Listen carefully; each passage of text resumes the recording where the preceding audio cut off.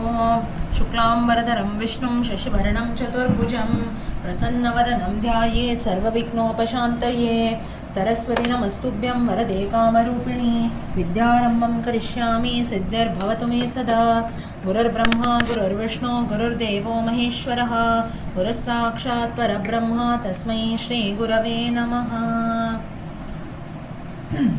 Okay. So last time, if you remember, we were at Skanda Purana. We were looking at Purushottama Kshetra, the worship of Lord Jagannatha. So we'll continue from there. So we saw how Vishwakarma, if you remember, how he had made those wooden idols, and how the worship of Lord Jagannatha starts. All the people started, devotees, sages, everyone started coming to Jagannatha Kshetram. They started worshipping Lord Jagannatha. And finally now, where exactly, what is the exact location of this place? So Jaimini starts talking about this. He says that this place is called Utkala. Now today we call it as Odisha or Orissa. It was called as Utkala in those times, and it is situated at the eastern coast of Bharatavarsha. Even today, if you see, Jagannath Puri temple is at the eastern coast. And at the time of Pralaya, when everything gets dissolved in water, still this place Utkala, it will remain unaffected, and this is a place from where the knowledge of the Vedas, it will spread in all directions. And the residents who live here, they'll be very learned. Everyone will be a devotee of Lord Vishnu.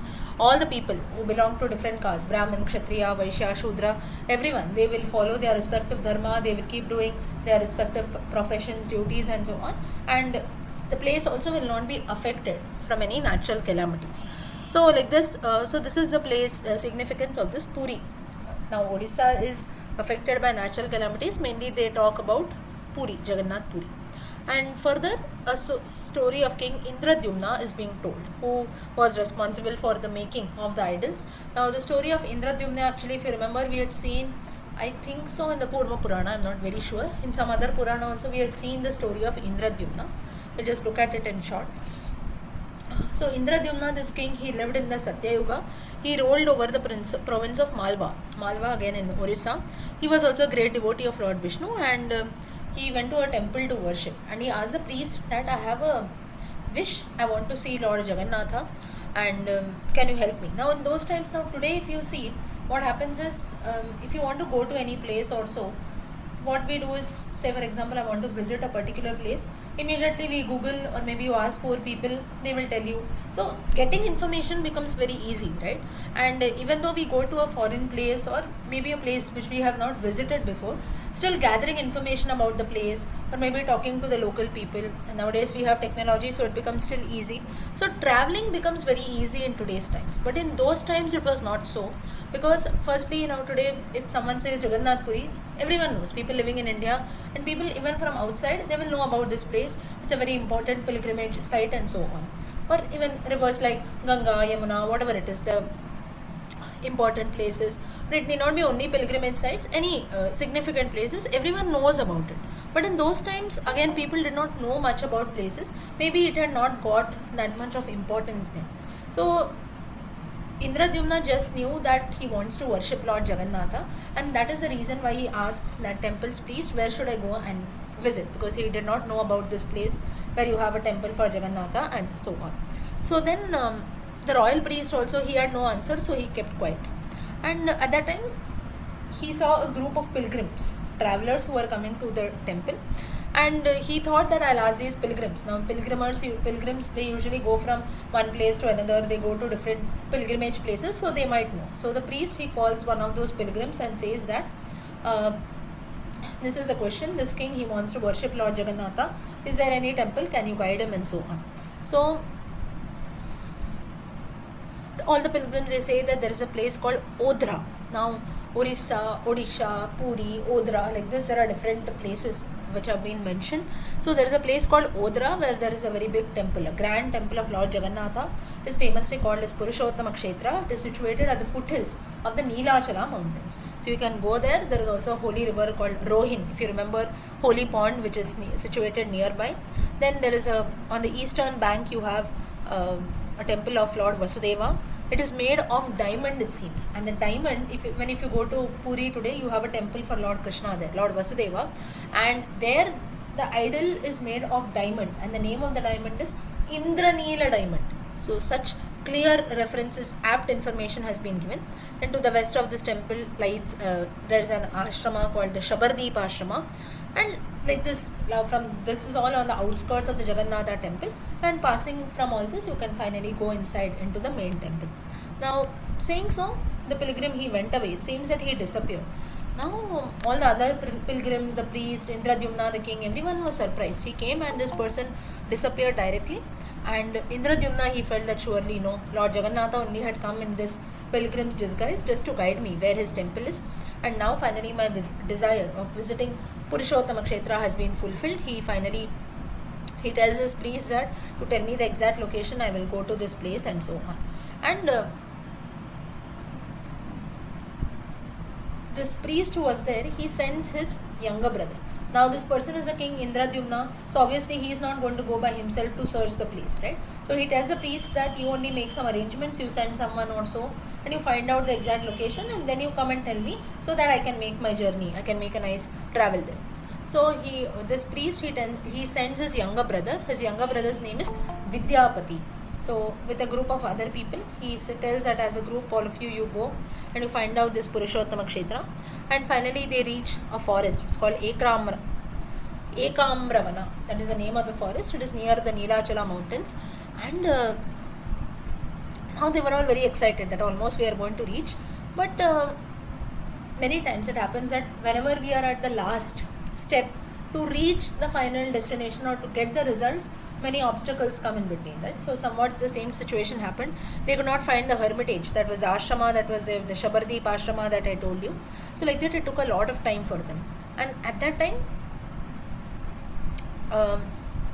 they were all searching. A group of people came in and so on, and they kept asking people also, where is this temple, and like that everyone told about. So now all the pilgrims who were visiting this place, now they had a practice that they will take rest. Now in those times again you didn't have this transport or vehicular mode of transport, so everyone has to walk and only reach the place.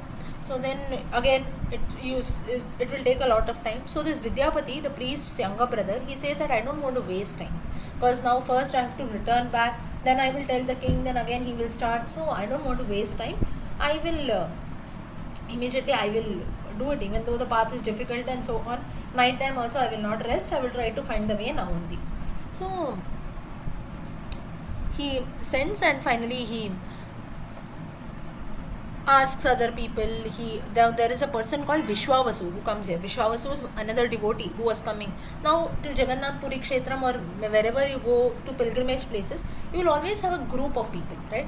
Usually nobody goes alone to such places. So as a group, when they were going, out of that there was a person, he was called Vishwavasu, and he also had his group with him. So then he told that you wait, tomorrow morning or so we will go. Now it's almost night time, so slowly everyone is coming for the first time, so obviously it is going to take time to reach. And then those times again there was only forest, and for a long distance or so there will be no habitat, nothing, so it becomes more difficult. Even if you have to ask people, you have to wait for other pilgrims to come in, so that as a group you can join, and ultimately everyone you have to find out a way and go. So that's how it happens. So but then this person was very impatient. He said no, I cannot wait, now only I want to go, and so on. So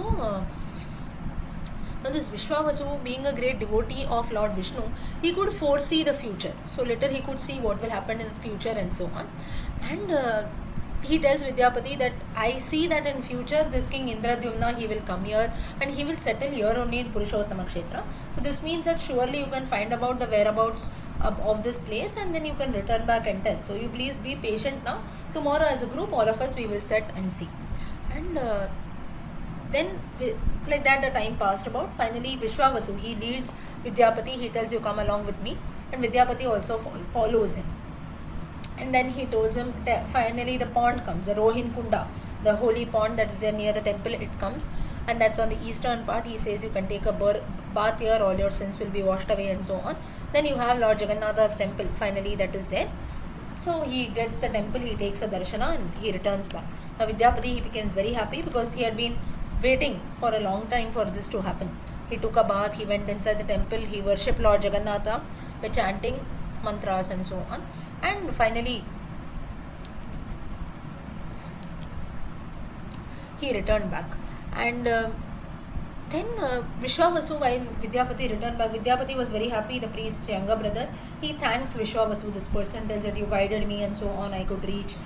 So then Vishwavasu, he replied that it is, things are not difficult, at the same time they are not easy, but for doing everything you need the grace of the Lord, and at the same time it might happen that till the last minute we reach, things can take a turn, right? So again, it is like a life learning for all of us also, wherein sometimes till something is fully accomplished, that's the reason why whenever a good thing, or even whatever it is, things, whenever you have something in your family or some news or so, people don't reveal it immediately. Or some people, you see, they, anything, even a small thing happens, entire, everyone will know, right? The entire building or wherever you live, some people have this habit of immediately revealing things. Doesn't mean that we have to hide things, but at the same time, telling or revealing things very quickly also, without even, nothing has been finalized, before that you speak as if everything is done. So that should always be avoided, because till the last minute how things happen, how things will change, we don't know anything, right? So it doesn't mean that we hide things to the last minute, but at the same time a proper distance and everything also should be maintained. So here Vishwavasu, he tells that therefore now you have accomplished your journey, but be patient, because sometimes things can happen fast, but at the same time even a delay also can happen. So he further says that you take back some prasada and so on, and you eat all these foodstuffs, you give it to Indradyumna, and finally you tell him also to come. So Vidyapati was very impressed, and he tells Vishwavasu, now you become my friend and so on, I will return back, now I'll always be in touch and so on, they tell.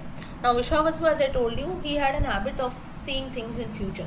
So he reveals a secret to Vidyapati. He tells that King Indradyumna, he will, though he can come here, he can never have a glimpse of Lord Jagannatha. Now Vidyapati is shocked. He says, what are you saying? Now only some time back you said that King Indradyumna will come here in future and worship Lord Jagannatha. Now you are saying he cannot even see.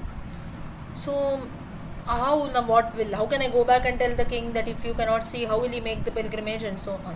So this Vishwavasu, he tells that you don't tell this to the king, because the Lord Jagannatha is going to disappear soon. So therefore you do one thing, that king, what will happen is that if you tell him now only, he will never make a pilgrimage to Purushottama Kshetra.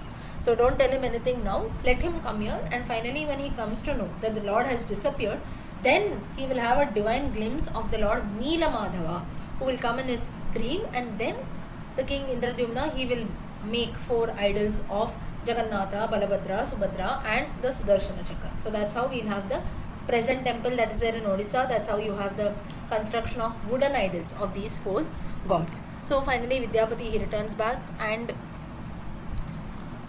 he tells everything to the king. Finally Indradyumna, he had been waiting, he comes back. He makes a pilgrimage to Purushottama Kshetra, and he makes a pledge, I will settle here forever and so on. So like this, with a large procession, he reaches, he leaves, and finally he sees that once in while he was nearing the place, someone tells him that Lord Jagannatha is not going to give you darshana, as he is said to have disappeared. So therefore Lord Neelamadhava, he will come in your dream and so on. So from somewhere he gets to get this, he hears this news.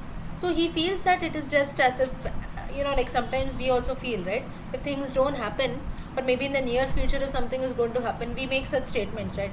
I feel that this will not happen, or I feel that things are not happening good. Sometimes it's not that we don't have any proof or so, or maybe it might not happen in reality, but sometimes some experiences come. So like this Indradyumna, he is shocked that he is getting such thoughts, but he ignores, says sometimes it will happen. So then he just ignores and he moves about.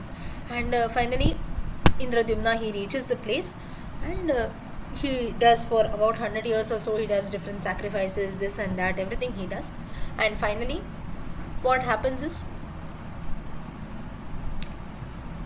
nearby places like Tribhuvaneshwara, there is a lord called Tribhuvaneshwara there on the outskirts of Jagannath Puri.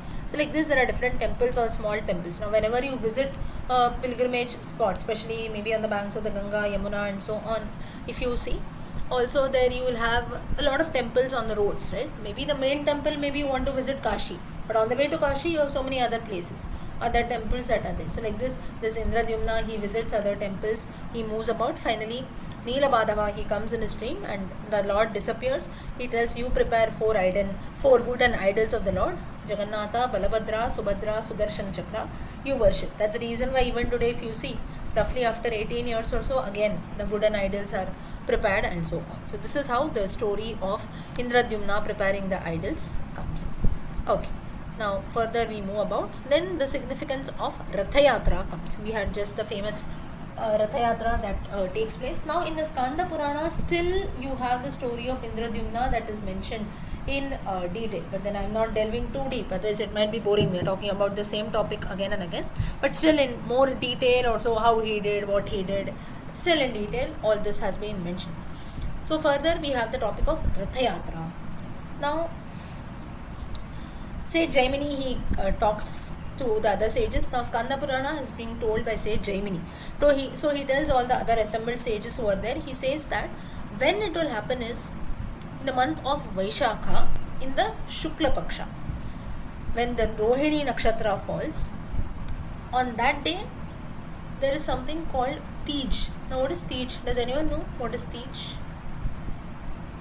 Tej is a Hindu festival.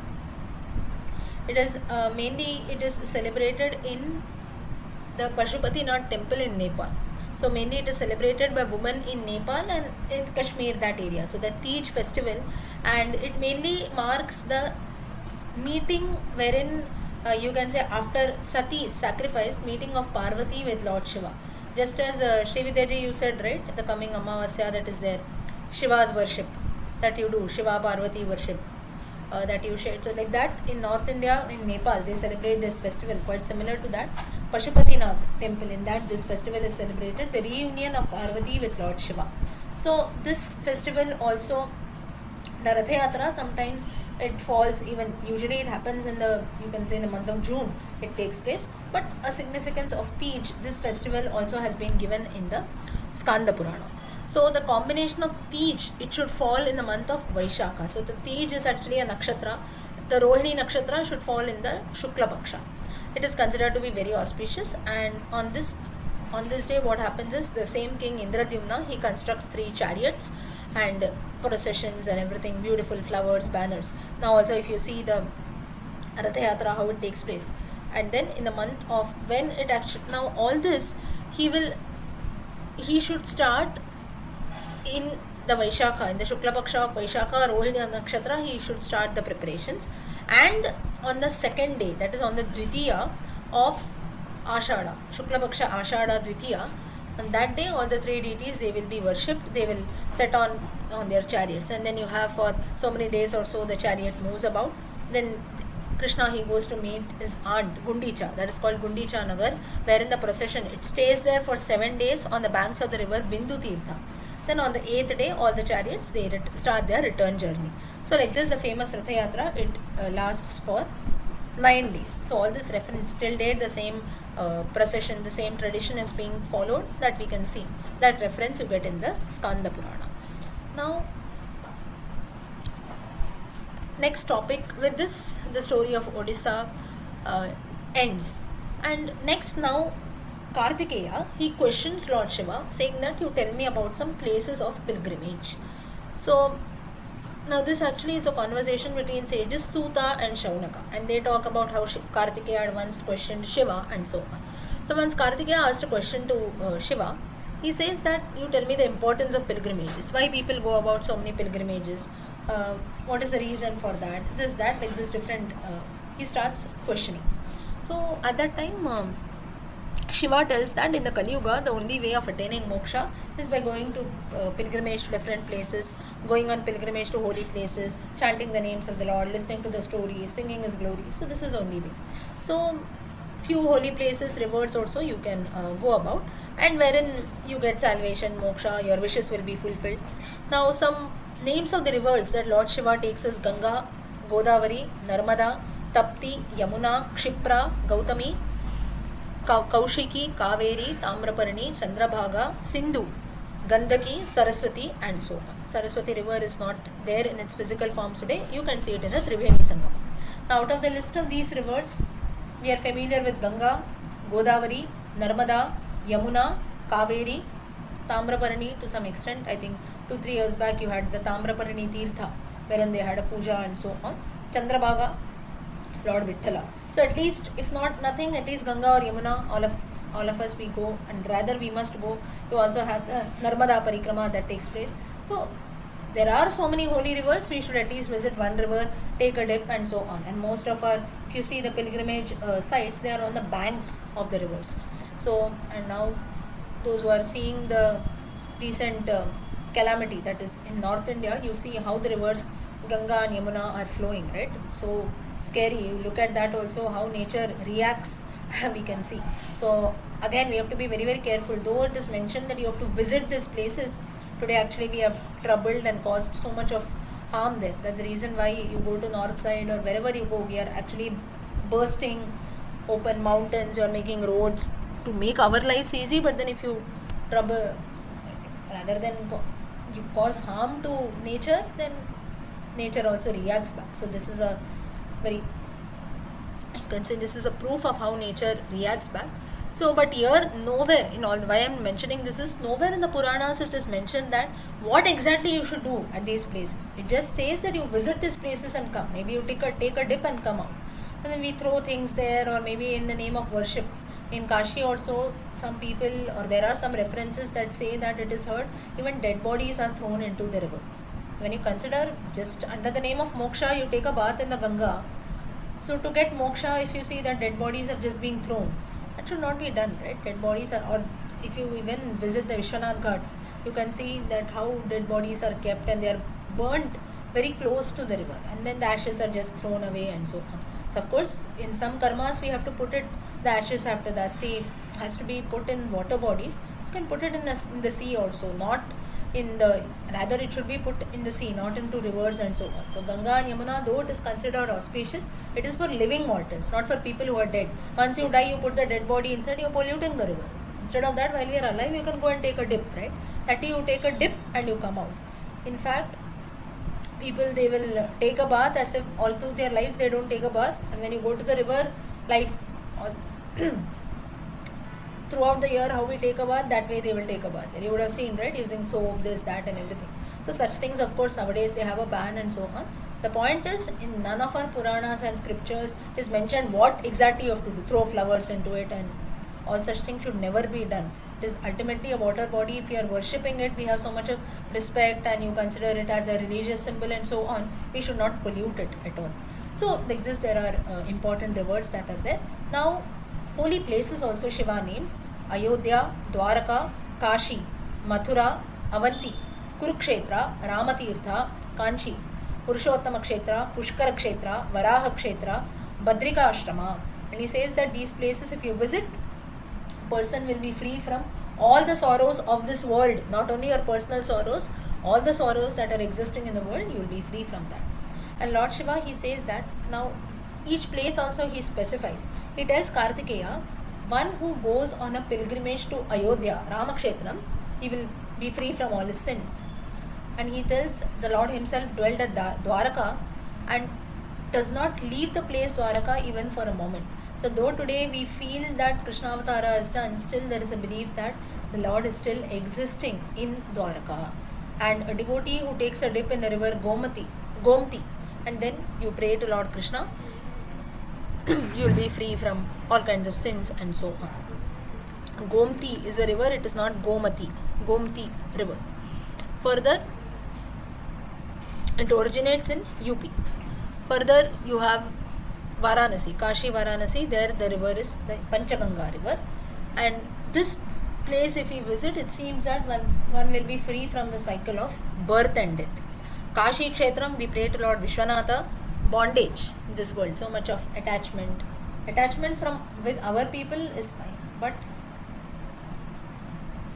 over attachment towards things, and then we are caught in so many relationships, right? Relationships is with our own family members, with one's parents, one's children, that is fine. But then outside also now, ultimately if you see, Shankaracharya in one of his philosophical texts, he explains, he says that attachment is good, but then he says just as a person keeps growing, there are so many attachments and relationships that come in, that towards the end of the life, one cannot think about himself, or one cannot think about reality at all. A person is born all alone, he is going to die all alone. But once a person is born, two relationships come in of mother and father. Next, as he grows, still grandfather, grandmother. Ultimately, he gets, in the course of time, friends, this, that, everything, classmates, and so on. He gets married, again, one more person comes, a husband or wife. Further, it still moves about children. So now, the first relationship that was their parents, grandparents, they are still there. It's just that the number keeps increasing. Further, you start working, you go to other places also, again new relationships comes in. Like that, it keeps increasing. Then grandchildren and so on, then other relatives.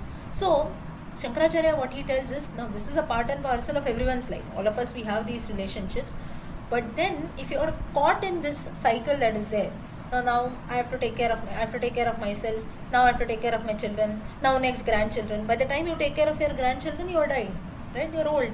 When will you think of reality? He says. When will you know what is Brahman? When will you think of truth?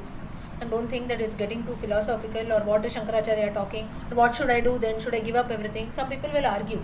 If you tell something, I remember, though it's not right related to the Puranas, once there was something I was talking about Bhaja Govindam or so. Like this, there was some session, I remember 2-3 years back. So one person, he had a very valid question. I don't remember the name who it was. He says that if Shankaracharya is telling so much, does it mean that I should not have attachment towards anything? Can I abandon my children then? Can I abandon my grandchildren then? No. You are causing me a lot of trouble. I'm caught into you only. So should I leave everything and go about? He never said that. Shankaracharya never said that in the Bhaja Govindam nor in any other text. So what he says is, don't be caught into that completely. If you take some time out to do other things also, otherwise all through your life you waste doing the same things, thinking about your children, grandchildren, and caught in all kinds of bondage. So that's what he tells. Further, so the same thing has been mentioned here also, the Lord of Kashi, when we go and worship. Next is performing tarpana to one's ancestors. That is of great importance in the Vishrama Tirtha in Kashi Kshetram. So with sesame seeds and water, ancestors, they will be freed from all tortures of hell. So that is the main ritual which Shiva tells Kartikeya it has to be done. Further, Avantika. In the month of Vaishakha, people make a trip to Avantika and they worship Mahakaleshwara. Avantika is nothing but Madhya Pradesh, Mahakaleshwara temple. Anyone knows the significance of Mahakaleshwara Jyotirlinga? Anything special you know about this place? Mahakal temple. Vibhuti Dharana. That is. Vibhuti? Vibhuti, what is it? Abhisheka. Vibhuti Abhisheka. Okay. What else? Anyone has visited Mahakaleshwar Jyotirlinga? That's dead bodies, I think that ashes. Correct. They will do the puja. Correct. What else? Why do you do using dead bodies? So, Bhasma. the main priest will go to the smashanam with all the assistants, and where he stops, that dead body he takes for Abhisheka there. Correct. But you know why it happens? No? Because Mahakaleshwara is the only Shivalinga that is Dakshina Mukhi Shivalinga. Now, Dakshina Disha, south direction. Correct. You told me. Correct. Yeah. Okay. So, whenever a person dies also, if you see, south direction only we keep the head, right? So, it faces south. So, that is the reason why while we sleep at night also, you must not sleep that way.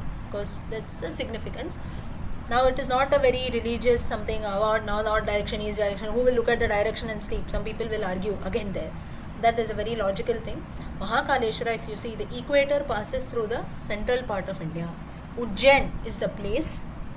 Ujjain, earlier name of Ujjain is Avantika or Avantipuri. Ujjain is the place wherein you have the main time, the equator that is there, it passes through that. The central part of not only India, central part of the entire world. So time, though we consider today the Greenwich time that is there, earlier times people used to, the time calculation used to be made using this Ujjain. Ujjain was a place wherein time used to be calculated. So that is because it's a central part, the equator passes through this part, through the Ujjain, through the state of Madhya Pradesh. So that is the reason it's a Mahakala. That's how the reason is, the name of the Jyotirlinga Mahakaleshwara. Kala also means time. Time is nothing but death. And Bhasma, as Gita ji said rightly, Vibhuti. Vibhuti is not the normal Vibhuti. It is the Bhasma. Bhasma is the ashes. Priest goes, and every day it seems that now there are so many deaths that take place, right? There has been not even a single day where a dead body is not been brought there. So you imagine how life is. So every day a dead body is found, and from till date, from the time when the temple was there till date, every day you have the bhasma, you have a dead body, and it should be not that okay, 3-4 days back something is kept. It's not like that. That day a dead body is bought. Once it is burnt, the ashes are used for bhasma. And there are many. There might be, I don't know if all of you have done that, but you have the bhasma abhisheka, bhasmarati also. I think in morning 4 o'clock it takes place. Very beautiful sight. I have not visited this place, and I think there is a lot of crowd and so on. And Mahakaleshwara temple, I think nowadays you have a lot of this ticketing system, this that. So there are this happens in most of the places nowadays, but that there also it's like a business also. So little that is also there, but Bhasma Aarti is very very famous. Mahakaleshwara recently you had the renovation and everything also. So Shiva also talks about this place. He says visiting Mahakaleshwara in the month of Vaishakha is very very auspicious. Further, you go to Kurukshetra or Ramatirtha, that is another name for Kurukshetra. Donating gold at this place on a solar eclipse day is very very auspicious, it seems. And like this, there are different things that have been told in the Puranas. Whatever little we can follow, but at least we should know that something like this has been mentioned. Further, Purushottama Kshetra Jagannatha, worshipping Lord Jagannatha after taking a dip in the Markandeya Sarovara nearby. It will bless us with all kinds of blessings, virtues. All our sins will be absolved. Badrinatha, supreme place of pilgrimage, and it seems that even if you're sitting here, you remember Badri Kshetram, you attain moksha, it seems. That is the significance of this place. And further, Shiva, he keeps on talking about Kartikeya questions. He says that how come Badrikashrama is like that even if I think about this place, how can I attain moksha? Who is the deity here, and so on. So further Shiva talks in detail about Badrikashrama. He says that Lord Narayana is a presiding deity here, and a mere sight of Badrikashrama, it seems that it is enough to free a man from the cycle of birth and death. And there are many other places in the vicinity. Kedarnath is one of that. And further Lord Shiva, to talk about the significance of Badrikashrama, he tells a small story to Kartikeya. He says that in the Satya Yuga, Lord Vishnu, he lived in his physical form in Badrikashrama in the Satya Yuga. Treta Yuga, only sages could witness because of their Divya Shakti, they could only see, only sages could see the form of Vishnu. Dwapar Yuga things changed completely, and Lord Vishnu disappeared from Badrikashrama. Now all the gods are worried. Satya Yuga, he was present physically. Treta Yuga, sages could at least see, so the presence of Vishnu could be felt. Dwapara Yuga, he vanished. Now everyone is worried, says where has he gone and so on, and what made him disappear. Lord Brahma, they went and asked Lord Brahma, he also had no answer, and thinking that Lord Vishnu would have gone to Ksheerasagara, that is Vaikunta, his place. Maybe they all started praying to Lord Vishnu, and he comes out. And from the Ksheerasagara, he comes out, but only Brahma could see him now. All deities could not see. And Lord Vishnu, he tells Brahma that main reason why I had disappeared from Badrikashrama was Ajnanam of devotees and flawed intelligence. This is the shabdam that he uses there. Flawed intelligence means over smartness. They don't know anything, still they seem that they are very intelligent, they are very smart, and at the same time arrogant. This happened in the Dwapara Yuga, so you imagine about Kali Yuga then. Kali Yuga, we see so many people, right? Maybe it will be even one amongst us, maybe myself also.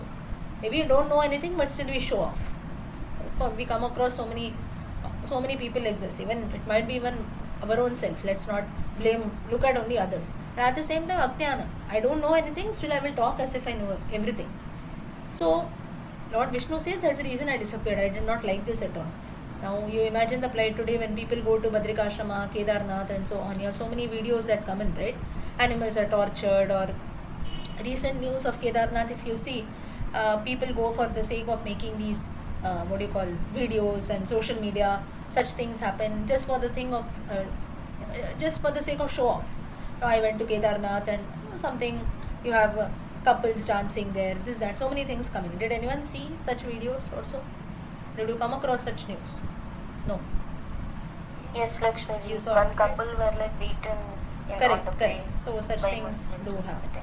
So maybe most of you are elders here. I don't know whether you use social media much, but then you have a lot of, it was in news also. So, and you have nowadays all these videos, this and that move about.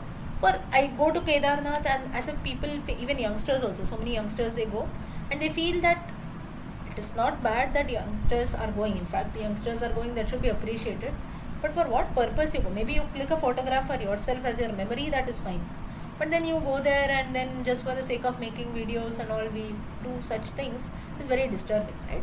And maybe even causing harm. Now also you have some road or something is being prepared for the Chardham Yatra from the mountains and so on.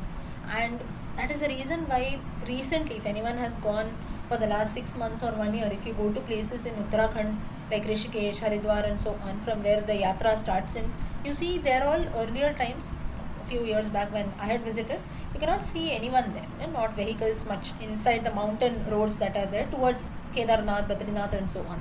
Today, if you see, even those roads are full jammed. Even the mountain roads I'm talking about, full traffic. Everyone is going about there. So the things have become very common. It's very much, we have to appreciate that people are going about such yatras and so on. But it should be limited only for worship and so on. You take a photograph. It's everyone's personal choice. We cannot stop anyone. But then to what extent we do it, that is also very important. So therefore, Vishnu also, he tells the same thing. He felt this in the Dwapara Yuga only. So you imagine in Kali Yuga, we have to wonder if the Lord is still there. So he says that everyone is coming here now. Nobody is actually interested in worship also. They are very arrogant, ignorant, everything. So I have disappeared from there. So whatever Brahma heard from Vishnu, he told all the other gods. All the gods, they felt ashamed. They felt, oh, is this? And they returned to heaven. And at that time, now all this Shiva is telling Kartikeya. So Shiva tells that I disguised myself as a sannyasi and I carried Lord Vishnu's idol from a place called Narada Tirtha to Badrikashrama and I installed it there. And this is how Lord Vishnu again, he appeared in Badrikashrama. So today's idol that we see in Badrikashrama, that has been installed by Lord Shiva himself. And it is said that even a grain of prasada, one morsel of prasada also, if you eat in Badrikashrama, it is enough to free a man from all sins. So Badrikashrama is such a holy place. Lord Vishnu himself had lived in that place in the Satya Yuga, the Treta Yuga. The Dwapara Yuga, though he disappeared, you have Lord Shiva who installed an idol of Lord Vishnu there, and at the same time Lord Vishnu in his Krishna Avatara, he sent Uddhava to Badrikashrama, and we also have Balarama who goes to Badrikashrama. So it is a very, very sacred place. So this is the significance of Badrikashrama, and Lord Shiva narrates this, and now Kartikeya is convinced why Badrikashrama is such a holy place. Further, he talks about the importance of the month of Kartika Masa that we have, roughly in the month of January. No, not January, November, right? Kartik is November, December, early Yes, December, yes, yes. November. Yes. November. Yes. So now, what is the significance of the month of Kartik? So this Narada asked Brahma, it seems, once the same question, you tell me about the holy month of Kartika that is there. And amongst all months, it seems that Brahma tells Narada, Kartik month is very superior, because just as Lord Vishnu is superior among all deities, Badrikashrama is the best among all places of pilgrimage. Similarly, Kartik month is very, very superior, and it is very dear to Lord Vishnu, and any good thing that you do in this month, it will never go waste, it seems. And in this period, you offer even a grain of rice, or you offer thousands of kilos of gold or rice, whatever it is, whatever you offer, the Lord accepts, it seems. Or even if you don't offer anything, the bhakti that you do, even for, you can say, a very short period, that will multiply, and that is what the Lord offers, Lord accepts. So basically, the Lord becomes very happy in the month of Kartik, and you do some tapasya or donations, something made in this month is also very auspicious to Lord Vishnu. And during the Kartik Masa, there is a significance of donating food grains, that is there. So food grains, if you donate in this month, again, it is very auspicious. Now people, today's times, they have, like, I have 2 or 3 people who had asked that you have I think in the Shankara mutts also, you have this concept of arshi, pidi arshi, what do you call that in Tamil? What do we call that? Pidi arshi, right? You keep a handful of rice every day. Anyone does that? Have you come across that? a handful of rice is kept every day. Anyone knows that? No? Yeah. Yes. We used to, yeah. I What used is to that do called? that. Pidiarshi, right? PDHC. Pidiarshi. So what is that? For others who don't know this, whoever is interested, you can start this.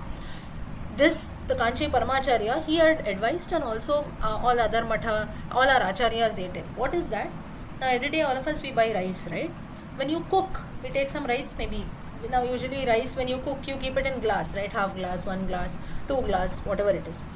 So our acharyas, what they say is, every day before you cook something, one handful of rice. In a handful, maybe you just put your hand, you need not take a glass or anything, with your handful of rice you pick, and you keep it away, you keep it separately. Like this you do for 1 whole month. So in a small container, so you can collect this rice, and this rice is donated. So you donate it. Nowadays where such donations are accepted, earlier times it used to be accepted in the Shankara mathas only. So they used to use it for their cooking purpose, ashrama cooking purpose for the inmates of the ashram, then for annadanam and so on. So arshi, that is rice danam, is very very auspicious. So in today's times, if you don't have the matha nearby, or people don't accept, sometimes such mathas also they don't accept, they say no, where, when we'll go. Or originally if you go to Kanchi Matha or the Sringeri Matha, they might accept there, but the local mathas that we have in our own cities also, sometimes they might not accept, because they don't have the annadanam and everything that is done. So they say no, to whom we'll give, and so on. So what we can do in this situation is, maybe you give it to an orphanage, or you give it to some old age home, or to needy people also, to our households help and so on. Nowadays, but we have to be very very careful when you give such things, because how people react, we don't know. Sometimes you give with a good intention, the opposite person feels that we are insulting them. So that can happen many times. So wherever you want, the point is, you take a handful of rice. It's not always necessary that we have to donate only in terms of money. Annadanam paramdanam. So annadanam is, rice is something, there is no one who says that I don't eat rice, right? So rice is, it's quite common, everyone eats rice, and be it a poor man, rich man, child, for everyone, if you offer rice, you give in donation in rice, it is very auspicious. So this every day people make it a practice to do. A handful of rice you keep it separately, at least if not all through the year, you can do it at least in the month of Kartik. And even other food grains also you can donate. So it can be anything, you give it to some organization. Or nowadays you also have this, even in companies or such NGOs also, donations are being made. So during that time also, Even to a Brahmin. Sorry? You can give it to a Brahmin. Also, so to our priest who comes to our house, that also can be given. So Madam, every Amavasya I give rice, dal, ghee and food to somebody. Yes, that is also correct. So anything, people can have different traditions that are there. This is just one I just shared. And this basically, it is like when we take out a handful of rice every day, it is like a sense of humility also. That's something I have today the Lord has blessed me with something, so why not I keep it separately. Before I and my family we consume it, before that why not give it to someone who's in need. So basically, and such things when we do at our house, to see our own youngsters or children also, or people around, it may not be only youngsters. If we are doing something, you share it with 4 other people, and they also feel why not do this. Like, it is something which, if it is in terms of money or something in huge amount or so, people will think, what should I do, I cannot do this and so on. But a handful of rice every day everyone can do. So this is something which, that's the reason why the Kanchi Acharya told that if you do this, it is something which will show that whatever you have the status in your family, you can afford something, you cannot afford, everyone can do this, and handful of rice. So no one will feel left out. There are so many people, they feel that no, I want to help others, but maybe there is some problem also, we cannot do that, right? Or on the other side, if you talk, people will have in abundance, but they will never feel like giving, right? You see so many people, they have a very good status, they'll have 4 houses, lakhs of rupees, but they will never feel like giving it to someone, right? And this need not be only in terms of money, it can be even, we know something, still no, I know, but I'll not share it to anyone, right? Or you know some news, but still no, I'll be quiet, let him come to know, then we'll speak about it. So like this also, we try to complicate things, right? So that is the reason in terms of food that is there, annadanam, if you want to do, if maybe you cannot call people, offer them full meals, we cannot afford all that, but you don't want to get into all this, at least a handful of rice towards the end of the month you give it to someone, but you don't want to do it towards the end of a month. For 1 month, at least in the month of Kartik, we can do this. So again, these are all just suggestions. It has come in the Skanda Purana, so I just remembered and I shared. Okay, so Suta, he talks about the significance of this Kartika month when he says that donating food grains is very auspicious. Further, the Shaligrama Vigraha is also worshipped in this month. Then Ekadashi, different vratas also can be followed. And worshipping Vishnu with lotus petals is very very auspicious in the month of Kartika, and also chanting the Gajendra Moksha from Srimad Bhagavatam or Narayanyam. You also have the Gajendra Stuti, we have the Gajendra Moksha Stotra, Prahlada Stuti. Like this, there are different stutis from the Bhagavatam and different other stotras. So with lotus petals, when we offer lotus petals and chant these mantras, it is very auspicious. And worshipping Lord Vishnu with Tulsi Patram, that is also very auspicious. And if you worship Lord Vishnu with Tulsi Patram, one is cured of all kinds of diseases, it seems. And when we worship the Lord with lotus petals, in our previous births also, whatever sins we do, all that is washed away. Now all this Phalashruti, all these things I have not made of my own accord. Everything is mentioned in the Skanda Purana. Suta is telling all the other sages. So I am telling you the same thing. Okay, next is in the month of Margashirsh. What is done? In the month of Margashirsh, a few things are being told. What is that? Suta, he continues that once what happened is Lord Vishnu, he was in his Yoga Nidra form, and it Shweta Dvipa, as is Jambu Dvipa, he was sleeping in Shweta Dvipa. So Lord Brahma came there and he requested, Lord Brahma tells Vishnu, you tell me the importance of the month of Margashirsha or Margari. Lord Vishnu told him that I'll tell you a story. He says that once I was a devotee and he wanted to get united with me. That is, he wanted to attain Vaikuntha. And he started doing a lot of rituals and so on. So what exactly he did, I'll tell you. So Lord Vishnu, he says that one should get up early in the morning and men should do the Achamanam, Sandhyavandanam and so on.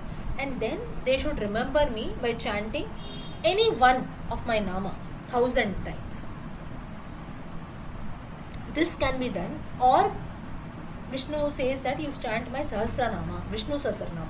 So every day in the month of Margari, now usually if you see in the month of Margari, early in the Margashirsha, early in the morning people get up, you sing songs, you chant prayers, you have the Pasharams that are chanted and so on.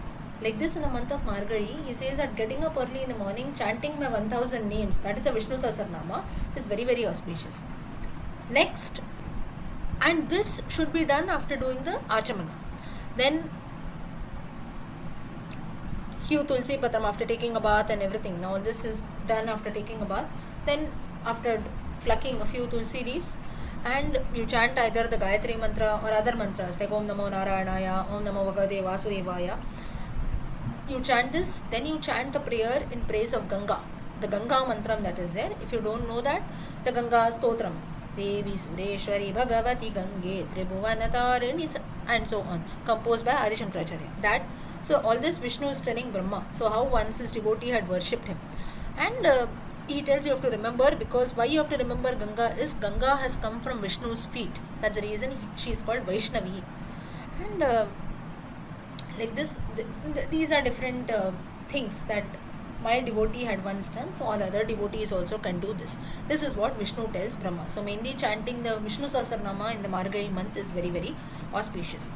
And if you have a Ganga river nearby, or by chance you try to make a pilgrimage during the month of Margashirsh to take a dip in the Ganga, again it is very auspicious. A dip should be taken 7 times, it seems. 7 times just a normal dip is taken, and then you come out and the same mantra Om Namo Narayanaya or Ganga Stotram, something is chanted. So this is the significance of the month of Margashirsha. Next is you have the significance of Vaishakha. Now why only a few months are mentioned? Skanda Purana, this topic is mainly we are talking about Jagannatha Kshetra, Vishnu, Lord Jagannatha, Puri and so on. So you have those months which are auspicious for Lord Vishnu. Next month is Vaishakha. So for this there is a story. King Ambarisha once asked Narada that why Vishnu has a special liking for the month of Vaishakha. So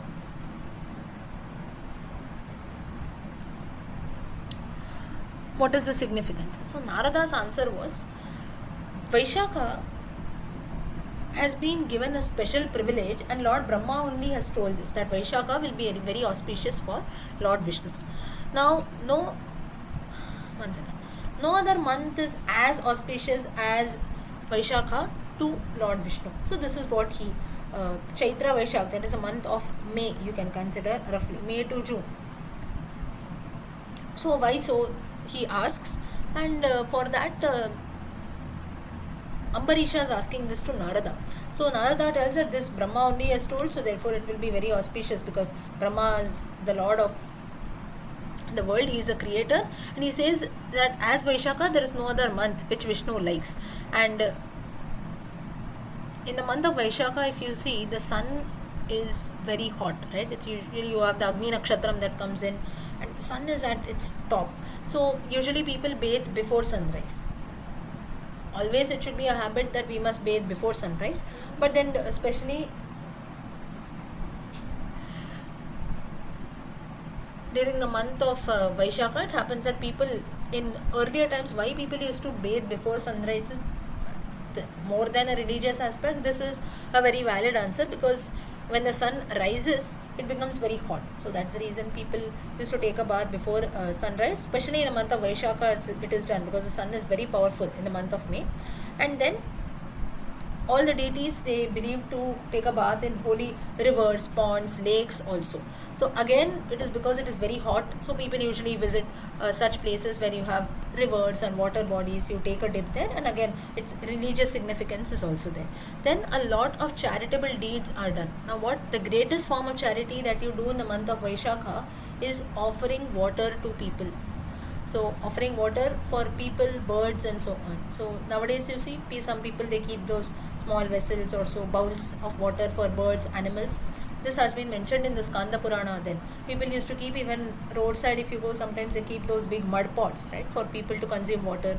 Or in the summer season, many places you find, some as charity, some people give buttermilk, cold water, and so on, just for normal people on the roads or in railway stations, public places, and so on. We feel these are all public welfare activities which have come only today. Skanda Purana mentions this, saying that all such things are done, and the greatest form of charity in the Vaishakha month is offering water to thirsty beings. And at the same time, certain articles have to be donated. What is that? Umbrella, because the next season is rainy season, and some people carry the umbrella during the summer season. Next is even fan. Now in those times, why fans? Because in those times, again, we did not have this electric fans, and nowadays we have air conditioning, this, that, but the hand fan. So such things also used to be donated. Then shoes, because it is very hot, people in those times, they used to have the practice of walking barefoot, but especially for the summer season, donating shoes was important. So you see how Puranas have been written so many years back, right? But depending on the month also, when we talk about charity, that is the reason we have to always feel very happy and proud of our culture. Why so? Because whenever something has been mentioned for donation or charity, it is not just that, okay, what you want in donation, I'll give you in money. It doesn't always happen in terms of money or things that are unrelated at all. In the month of Vaishakha also, very nicely it has been mentioned what we have to donate, so that whatever you donate, that is of use to the person who receives it, right? So you're donating things like umbrella, fans, shoes, or things that are useful during the summer season, that has been mentioned. And sometimes people who can construct a small shed kind of a thing. Again, in those times, on the roadside, apart from our own houses, we used to not have shelters also. Now today, if you go on the road, you'll find that, now in cities also it is crowded. In villages also, if you see, you'll have a lot of those places where you can take rest, you have a roof, so direct sunlight will not be exposed to that. But earlier times, roads, or maybe you pass through jungles and so on, the roads also will be those kacha, rough roads that are there. So heat will sun's light directly falls on our head. So usually a shed, like a temporary shelter, those who construct that for travelers who come, at the same time provide water and so on, they will be blessed a lot. And it seems that there is no other charitable deed which we have to do during the month of Vaishakha, apart from donating food grains, offering water, mainly is water to the thirsty, and food items. And one who does this is called a pita, father, in the month of Vaishakha. So the significance of charity has been mentioned in Vaishakha, wherein all the things of charity should be related to the summer season and the next season that comes in, that is the rainy season. Further, you have the significance of Ayodhya. What has been mentioned about Ayodhya, let's see. Now once Bharadwaja, he asked Suta that you tell me the significance of Ayodhya. Suta tells that Ayodhya is located on the bank of Sarayu and where Ikshvaku, he ruled there once upon a time. And Ayodhya, it literally means, it symbolizes Brahma. 3 letters, A, Y and Dha. A symbolizes Brahma, Y symbolizes Vishnu and Dha symbolizes Rudra, it seems. And it is a place where Lord Vishnu, he lives always there. Rama Avataram has taken place, and even it is a place where we can see you can feel Vishnu, just as Dwaraka, in which we have Lord Vishnu dwelling there always. Like that, even in Ayodhya also we can feel the presence of Lord Vishnu. And Ayodhya is based on the Sudarshana Chakra, it seems. Like the Sudarshana Chakra, its radius is of 1 yojana, and its eastern boundary is up to 1 yojana, it is called Sahasradhana. Similarly, the western front also is for 1 yojana, it is called Sama. Southern side 1 yojana, northern side also. Southern side you have the bank, you have the river Sarayu. Northern side you have the river Tamsa. Valmiki Ashrama was located. So basically, why a Sudarshana Chakra? Ayodhya is in the middle, all 4 sides, the distance is 1 yojana, that is there.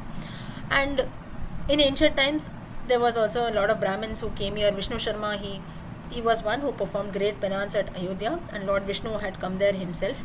And that's how a Tirtha is there in Ayodhya today, that's called the Chakra Tirtha. You have the river that flows about there, that is called the Chakra Tirtham, and of course you have the Rama Avatara that has taken place. So basically the significance of Ayodhya also has been mentioned in the Skanda Purana. Next story that is there, it starts, now those who want to note down these topics, it is about 1.2.26. You can consider the first part, second canto also, and the 26th chapter of the Skanda Purana. Skanda Purana is very big, almost 81,000 verses. So from it talks about Ayodhya. Next is Rameshwara Kshetram. What happens about Rameshwara Kshetram? Let's look at that tomorrow. Today time is up. We will stop here. Tomorrow again we meet at 9 o'clock. Hari Om Namaste Dhanyavadaha. Om Shuklambardaram Vishnum Shashivaranam Chaturbhujam Prasanavadhanam Dhyaye Sarvavignopashantaye Saraswati Namastubhyam Varade Kamarupini Vidyarambam Karishyami Siddhir Bhavatu Me Sada Gurur Brahma Gurur Vishnu Gurur Devo Maheshwaraha Guru Sakshat Parabrahma Tasmai Shri Gurave Namaha. So yesterday, if you remember, we were talking about a few holy months and we concluded with Ayodhya, the greatness of Ayodhya. Next part of you can say the Skanda Purana is called the Brahma Kanda. In that you have it contains about 8 sections that are there. The first topic starts about Rameshwara Kshetram. Now once Shaunaka and few other sages, they asked Suta that in this world how can one be free from the bondage of this world, cycle of birth and death and so on, and is there any place on earth, any holy place wherein all one's sins go away and so on. So at that time Suta replied that Ramatirtha is nothing but the Rameshwaram temple, that is supreme amongst all places of pilgrimage and a mere set. Now yesterday, if you remember, in this session we had seen that Kurukshetra or Ramatirtha, this has been mentioned. So for Kurukshetra, sometimes, though I told you it is for Kurukshetra also you call Ramatirtha, please note that Ramatirtha is different, it should be Rameshwaram. Kurukshetra is Kurukshetra, where the battle took place, and Ramatirtha is the Rameshwaram temple. So both are different, and Rameshwara is considered to be the supreme amongst the places of pilgrimage, and it seems that even a sight of this place is enough, and that's the reason for all the Shraddha Karma that we do, people go to Rameshwaram to do the rites and so on. Then one who at Setu Rameshwaram, you have to take a dip in the water, you go to Vaikuntham directly, and even at the seashore of Rameshwaram, if a person sleeps, that is if you even stay there for some time, rather than literally considering to sleep, you just even stay there for some time, since like even Brahmahatya dosham are freed, it seems. and after death or so, when we do our karma, it is very very auspicious. And this is 5 types of sins are gone away when you go to visit Rameshwaram. One is, I told you, Brahmahatya. Second is who criticizes sages, yogis, and so on. That is basically learned people. What they know. Sometimes we have this attitude, right? What others know, they don't know anything. They're just fools, and so on. We make such statements, so this all leads to sin. Then a person who does not do annadanam, that is, who prepares food and he consumes it himself. This is also, you can consider this also to be sin or papa. Whenever we make some food, annadanam. That is the reason why you see in earlier times all our ancestors, grandmothers, they used to offer food to the crows, right? Today also many of us, we might have this practice. So every day you should offer food to the crows. In earlier times, now when you live in a village or so, travelers used to come every day. So someone used to come during lunchtime or so. If anyone comes, automatically people used to offer food. In today's times, first of all, people don't come, and even if they come, they are also hesitant, and we also don't tell them much. That though someone comes maybe during lunchtime or so, you might tell them, are you having lunch? Person is also in a hurry. We also don't get into that. May say, okay, no problem, just give you some tea or something to drink, and we also send the person away. So you don't get any chance of doing annadanam at all until and unless there is some family function, wedding, something like that, where already food arrangements are made. Beyond that, mostly none of us will do annadanam as such.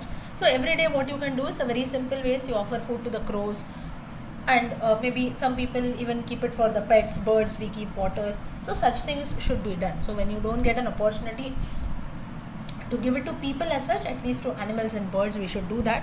So if you don't do that, that also leads to sin. Then one who causes trouble to others. One, if now someone is doing something, if he puts some hindrance, some obstacle in between, that is also sin. Next is one who accepts food from a chandala, or one who sells food to those people. Now chandala, mainly you can consider like, now it doesn't mean, now chandala doesn't mean a beggar also. It's not wrong to give food to a beggar, but then sometimes people who are like, they consume meat, or maybe you can consider so-called robbers, somewhat tribal. Now it's not again wrong to offer food or someone to tribals, but maybe man-eaters kind of people. So to such people we must, just as Krishna says in the Gita, you should give it to people who are deserving. So let us consider it that way. If you give, now if say for example all of us, now here there can be no one who will say that I'm in need of food or so on. Quite of us, we are at least blessed, we have food on our plates. So if we donate to each other, it's of no use, right? If I tell you now, okay, I have some food grains, I'll give all of you maybe one kg of food grains, I'll send it to all of you. What is the use? Maybe you're happy, that's it. Then it's of no use, right? Because it's not needed much. Whereas you give it to needy people, that is where it should be useful. And at the same time here, when we say chandala, it should also remind us that whom we should give. On the roadside or on the signals or so, sometimes beggars come. Many people don't prefer giving them, because the money that you give them, they will use it maybe for smoking or some drinks, or what they do with that we never know, right? So then if that person uses the money for a wrong purpose, half sin, 50% sin papa comes to you. So therefore, to whomever we give, we feel that okay, I have donated, I am free. It's not like that. If what the person does with what you donate, that is very important. If you don't donate it to a right person, and that is the reason it is said that do not give it to a chandala, what he will do with that we don't know. That's the reason we have to be very very watchful and thoughtful, because it's not that you donate, you help someone, your job is done. The sin or even the punya that you do, if it is used for good purposes, you gain good merit. But from your money or whatever you donated, if the person uses it for an evil or a bad purpose, the sin also comes to you. 50% sin you have to incur. So we have to be ready for that. So deshe kale cha patre cha, just as Krishna says, at the right place, right time, and to the right person it should be given. Otherwise it's of no use. One person is having 10 houses and you go and donate him 1,000 rupees or so, what difference it makes to him? Instead, we have to give it maybe to a person who's needy, who actually needs your help. So this is very very important. So just for making things easy, sometimes people say, okay, I have to do some annadanam, I will give it to people around. That should actually not be done. In fact, to make things easy, we also do annadanam, maybe something you prepare at your house, we distribute it to our neighbors. That is actually not annadanam. It is just giving people something, that is fine. But you just give it randomly to someone, annadanam should be done separately, because annadanam is something which is given to the needy. Now, neighbors, when you give or when you share your food with them, it's just something extra that you give. They have already prepared food. When you give them something, it's just a part of their meals. That's it. So this is not Annadanam. It's just whatever I make, I offer it to them. So Annadanam should always be done separately. Now all this has been mentioned because to the right deserving person, if it is not done, it leads to sin. So if you go to Rameshwar Tirtha, these are different sins which one will be freed from. Next is Setu Bandhanam. Setu Bandhanam is the Setu, Rama Setu at Rameshwaram. Now all the sages, they were curious. They said, in the vicinity of Rameshwara you have many holy places. Like that you have the Rama Setu. And at that time Suta, he replies that Sri Rama had come into exile with Sita and Lakshmana, and Ravana had abducted Sita, and wherein then Rama later made friendship with Sugriva, met Hanuman and so on. So he tells the Ramayana story. So in the Skanda Purana, little you have the story of Ramayana. Finally, Sri Rama, he reaches this place when they had to cross the ocean, and the ocean was a big barrier between Lanka and the other side. So at that time, Samudra Bhagavan, he tells to Rama that Nala has got divine powers, that whatever he throws in the ocean, that will not sink, but it will keep floating. So Nala tried to check, because he himself was, because in his childhood this was told to him, so he himself first checked this, and they saw that the rock started floating. All the monkeys tried to do, but then for everyone else, all their rocks started sinking down. So everyone, what they did is they started passing the stones to Nala, and finally the Setu was built. And then it was possible for Rama and his army to cross the ocean. The length of the Setu, Rameshwara Bandham, it's called, that is about 100 yojanas long and 10 yojanas broad. So this itself shows that the Setu is really there. Has anyone gone and visited the Rama Setu? Yes, ma'am. You have seen, right? But is it still clear? Yes. But is it still clear? Like, is it accessible for the people? Yes, madam. But now they are not allowing to. You are not allowing, but you can still see the rocks, right? 100 meters only is allowed. Okay, okay. But it is still very much there, right? Okay. So that itself shows. Now I have not gone, so I haven't seen. Yes. I think Rama Setu is submerged on the seabed, and probably with sonars we have already confirmed. Correct. The oceanographers have already confirmed that there are telltale marks of a bridge. Correct. So just as he said, To the yes. naked eye. Yes, so basically some part of it is under the ocean, as you said. So that's the reason he said only little part is accessible. They don't allow it much. So maybe little people go and they would come back. They'd visit and come back.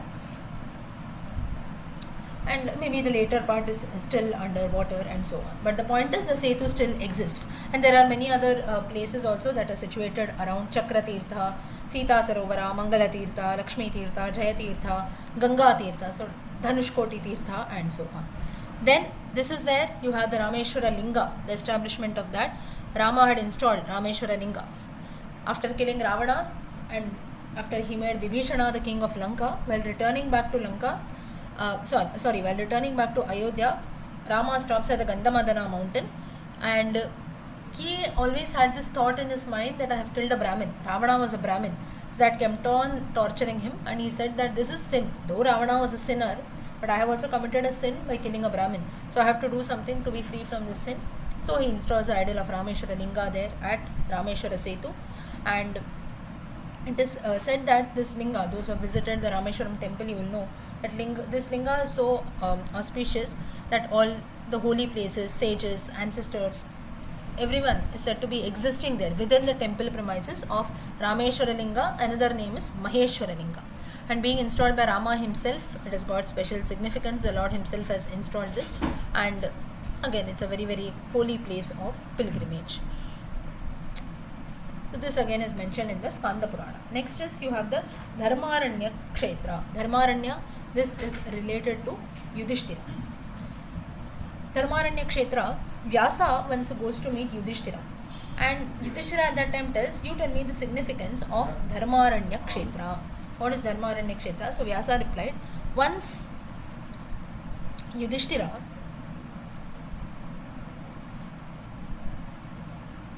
did a lot of penance to please Lord Shiva. And as usual, so this is basically when I say Yudhishthira, it is actually in the form of Dharmaraja. Yudhishthira is an incarnation of Dharmaraja. So Dharma was doing this tapasya to please Lord Shiva. As usual, Indra is afraid. Someone does tapasya, he is afraid of his position.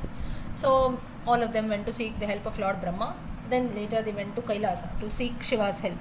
Shiva knew why Dharma was praying, and he explained to the deities that there is nothing to worry about, because he is not praying for Indra Loka or so, he has different motives. But still, Indra said, no, today he is having this motives, tomorrow what he'll have, we never know. Once one gets powers and is very powerful, we don't know how a person's mind changes, right? So Indra then instructs a beautiful Apsara, her name is Vardhini. He tells her, you go to this place and try to distract Dharma. Vardhini goes to this place where Dharma was engrossed in tapasya. Dharma opens his eyes and Vardhini asks Dharma, why you are doing so much tapasya and so on. So Dharma tells Vardhini that I wish to have a divine glimpse of Lord Shiva, and that's the reason I'm doing penance. So Dharma, he also opposes her, and he asks Vardhini, why you have come here, what is your objective? She tells the truth. I was informed by Indra, he was afraid, he was scared of losing his kingdom, so that is the reason he sent me here to distract him. So Dharma was pleased. He tells her why he was pleased is, he was pleased by her truthfulness. She did not lie, whatever it is, she told it rightly, and he said that I am very happy because you spoke the truth and I want to reward you. So Vardhini said that what you want? Dharma asks her. So Vardhini says that I should always live in Indra Loka, and I should also have a place of pilgrimage under me. So Dharma blessed her with this, and she returns back to Indra Loka. Dharma once again started doing penance. Ultimately Lord Shiva comes in front of him and tells him, you ask for any boon. At that time Dharma replies that I want this place to be named as Dharma Kshetra, and you should always live in this place. Lord Shiva blesses him. This was how Dharma Kshetra, it got its name.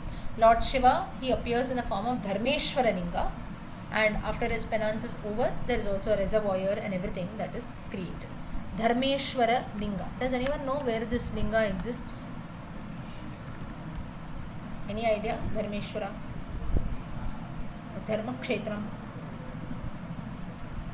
No? Kurukshetram, right? Dharmakshetram. Dharmakshetram, that is different. Kurukshetram you can consider. Dharmeshwara temple is also located in Kanchipuram. There also we have a reference. Here mostly as per the Skanda Purana, it will be reference to Kurukshetram only. Dharmakshetram, that is there, because it's also related with Dharmaranya Kshetra. So it is also related to Yudhishthira. So therefore it might be associated with Mahabharata only. So Dharma Kurukshetra, but also note that in Kanchipuram also you have a place for Dharmeshwara Linga, Dharmaranya Kshetra. Okay, so this is the reference for the in praise of. So this is the conversation that takes place between Vyasa and Yudhishthira. So in the Skanda Purana, if you see, there are many references or many temples with regards to Lord Shiva that have been mentioned. Further, now the next topic is what happens in the Kali Yuga. That is what Yudhishthira asks. So Yudhishthira asks Vyasa. Now it is almost the end of Dwapara Yuga, right? Mahabharata takes place, Krishna's life is then. So next he asks that how will people live in, what will be the lifestyle of people in Kali Yuga, what they will do and so on. So as usual Vyasa says, lot of sins will be done, lack of moral values, people will always speak lies, they will criticize people and so on. So in Kali Yuga women start feeling more insecure, and so like this there are Brahmins will be criticized, there will be trading that takes place, nobody will follow the teachings of the Vedas, Kshatriyas will become cowards because they will not be able to fight, majority of the people will do all kinds of evil things and so on. So all this he tries to tell. So basically it was just a conversation that takes place between Yudhishthira and Vyasa. Not much in detail has been mentioned here, it's just what will happen in the Kali Yuga. Out of curiosity Yudhishthira asks and Vyasa tells the answer. Okay, next very very important topic, the significance of Chaturmasya. Chaturmasya again is just about to start. When is Chaturmasya just started? Okay, so the significance of Chaturmasya Vrata.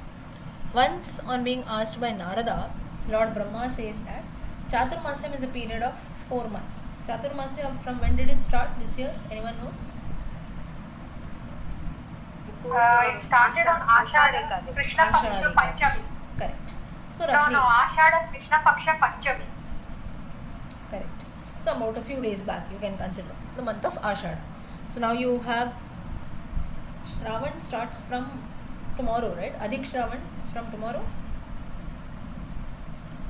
Yes. Yes. Okay, so those who follow that, it will be from tomorrow. Those who don't consider that, it will be from the next, the origin, as usual, how Shravan comes. But this time, I think you have Adhik Shravan that comes in. So, Lord Brahma, when Narada asks what is the significance of Chaturmasya, Lord Brahma says it is a period of 4 months in which Lord Vishnu rests in the Kshira Sagara. So, all oceans, rivers, ponds, they are also considered to be divine because Vishnu's presence can be seen. This is a time when rains fall, so obviously all water bodies are going to be full, and therefore so we do a lot of puja to rivers, especially in this time. We should always, if you have a river body, water body also near your houses, you must always do worship to these water bodies because the presence of Lord Vishnu is seen. He sleeps in the Kshira Sagara. So Sagara is the ocean, right? So ultimately all the water from rivers, ponds and so it goes and meets with the ocean. So that's how the oceans become very divine, and why great importance is given, why you should take a holy bath and so on. And in these 4 months, if we do a lot of worship with regards to Lord Vishnu, it's very auspicious. And all the deities during this time, they also dwell in Lord Vishnu only, it seems. So many people go on pilgrimages, take holy dips in rivers. So that's the reason why you have even the Char Dham Yatra and so on. Of course, now the conditions are quite bad there currently, but still, why this time it is there? A very auspicious period of the Chaturmasya Kala, and also when the climatic conditions are also quite normal in those places. And again, devotee must perform the rituals of Tarpana, and during this period of 4 months, usually there should not be a lot of, now it has been mentioned here again, now all these rules, how much we follow, we don't know. Even all kinds of sexual intercourse, sensual pleasures, all this should be kept limited. So this is what has been mentioned during this time. But all this, now there are so many people who are it's not that we think of all this and then you do something, or that's not how children are bigoted. But then usually mainly the point that has been mentioned is you keep your life very simple. Most of your time you spend in worship of Lord Vishnu and so on. So mainly a sattvic life has to be spent during these 4 periods. And if this is done, a person never experiences sorrow in his life. That's the reason why you don't have people who, like all our acharyas, if you see, they don't travel about anywhere. Most of the time they will spend in doing only their daily rituals, lot of worship, pujas and so on. So they don't venture out much, and again, practically speaking, it is a rainy season everywhere, so it becomes difficult to travel. So that is also a very practical reason. Okay, so now even with regards to this Chaturmasya, again, why it is said that to be free from sensual pleasures or not venture out much, because of the climatic conditions that are there around, which can affect one's body. Now with regards to rain, you have the growth of diseases also that takes place. Now all this, you remember, today's times, it's a very modernized life that we have. So immediately something happens, you have a doctor, you can go and seek some treatment. In those times, you consider the time period of the Puranas, getting treatment from a doctor was so difficult, right? First of all, to find out what you have got, and then you go and ask someone for a treatment or so. So it used to be very difficult. So mostly whenever some person used to be affected by diseases, it should be fatal. That is the only, that person will die, that's it. So, and this now situation is not about, it's not very long, you cannot consider even the Puranas time. Even about 70 years, 78 years back also, this was the same situation, because though we had doctors also, maybe again people did not know that okay, I've got some illness, I should go and approach a doctor. This is also point one, right? Now today what happens, we have a fever or so, immediately we go to a chemist, we get some medicines. If it gets still worse, we go and consult a doctor. In fact, you don't need someone along with us, we ourselves can go, or maybe you take someone along and go. So it's not that someone has to come and tell us, okay, you're unwell, you go seek treatment and so on. But in earlier times, it used to not happen at all. Like, I'll give you my own family example. If I tell you, my great grandfather and great grandmother both, of course I have not seen them at all, but then they passed about in the 1960s when they were about roughly 50, not even 50, maybe 55 or 60 years of age. And so then I used to, and they had about, in all, if you see, they had about 13 children in all. 13 children. And then ultimately later they, so basically their life was that they had never enjoyed anything. So basically my great grandfather, he was a policeman. They used to live in native only.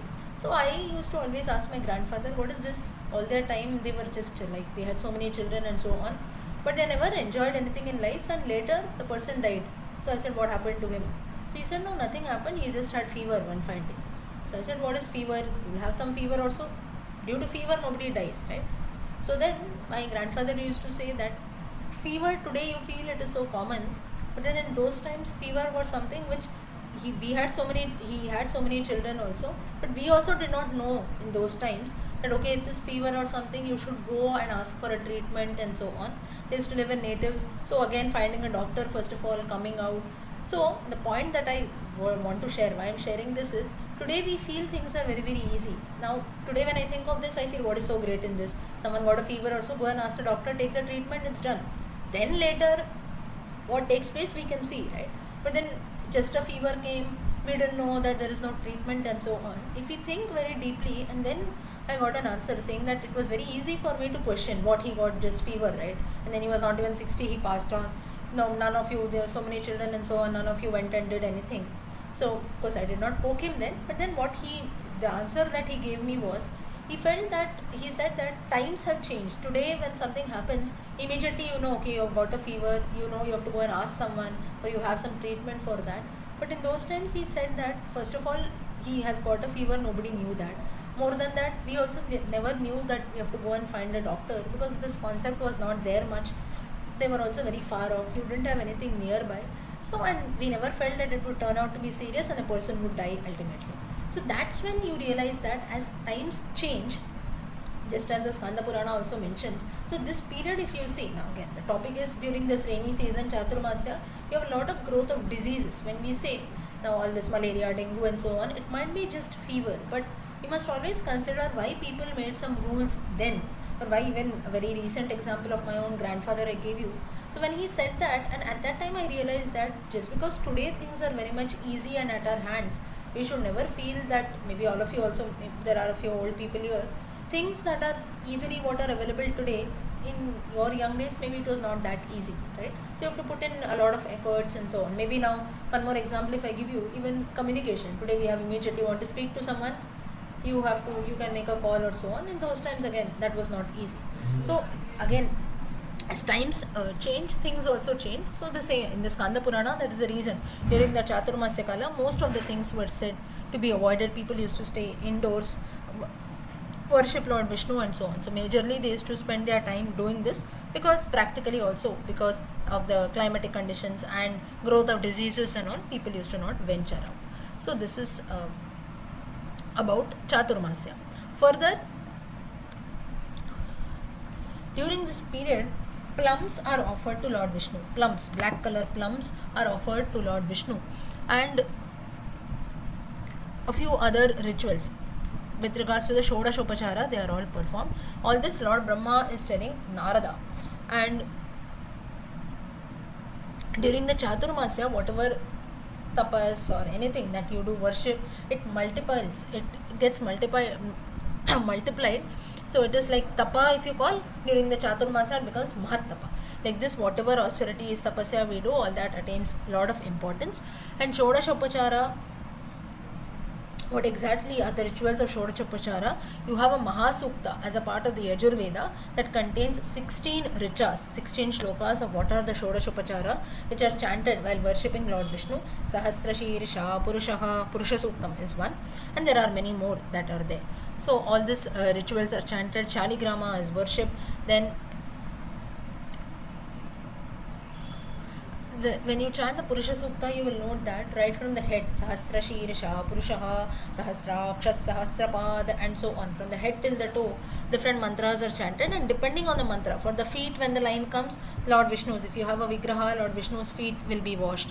or when you are talking about the head, Abhisheka will be done, and so on. So the Purusha Suktam reference from the Yajurveda is mentioned here as a part of the Shodashopachara in the Skanda Purana.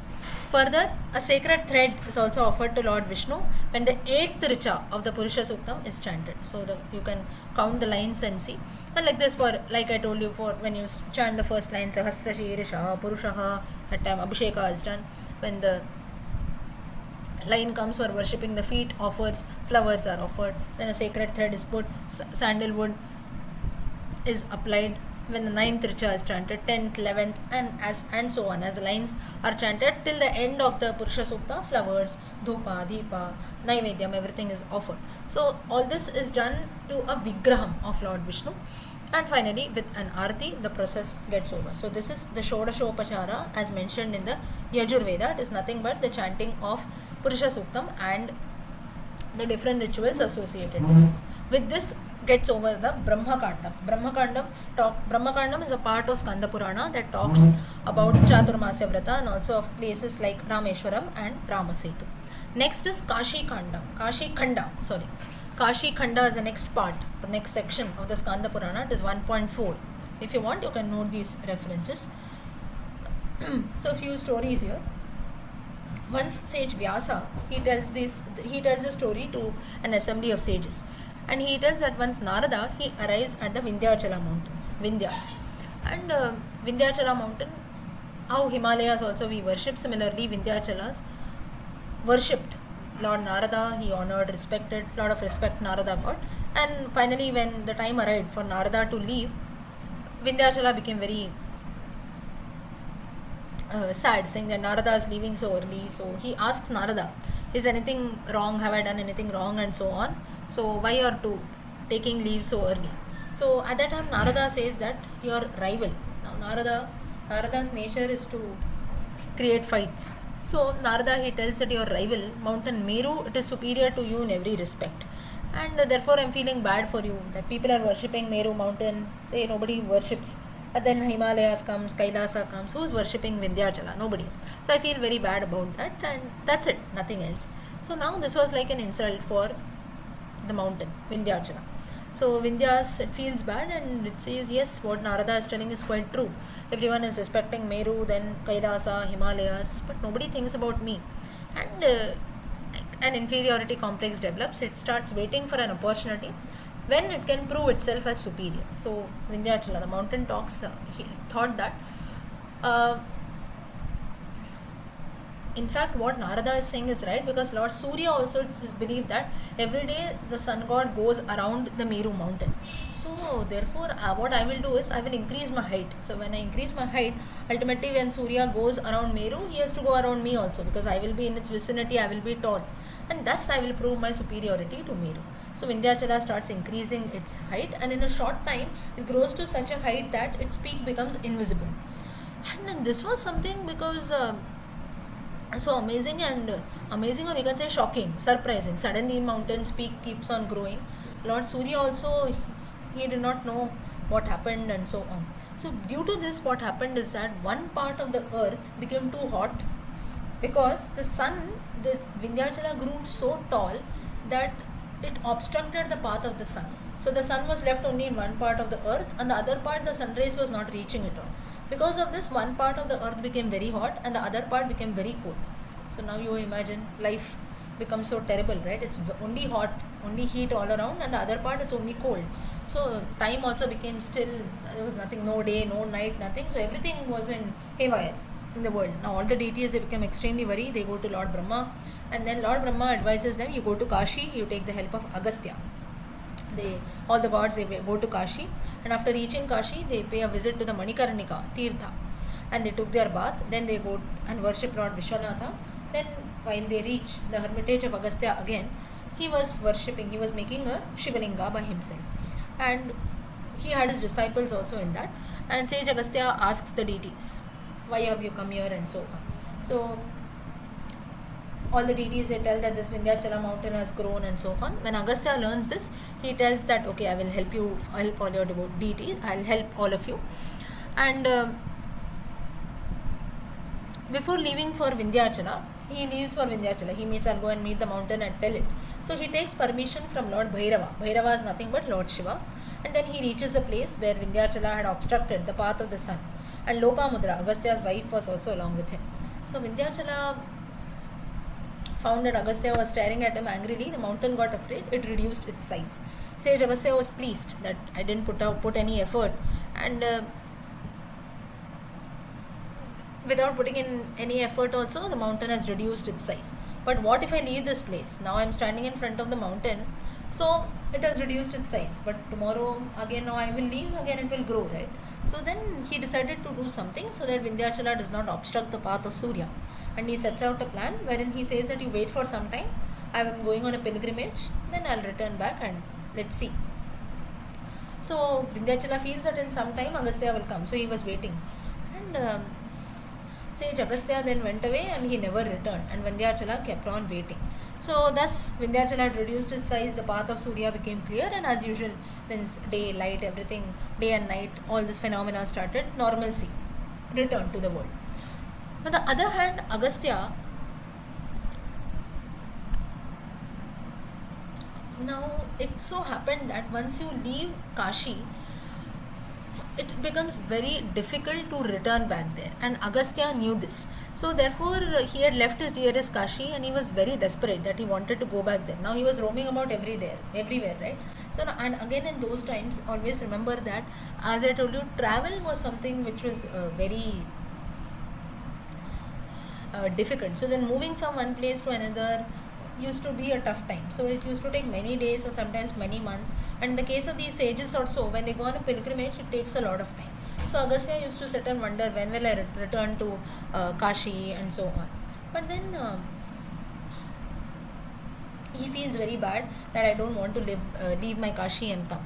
So it's but obvious, right? You live in a place for many years. One fine day someone tells you have to leave this place permanently and go somewhere else. It becomes very difficult. So the same thing happened even with Agastya. And on the way back, what he does is he wanders about here and there, and he reaches Kolhapur, where he worships goddess Mahalakshmi. Goddess Mahalakshmi appears, and she asks that what you want. And at that time he asks the goddess that Kolhapur, Maharashtra, Mahalakshmi.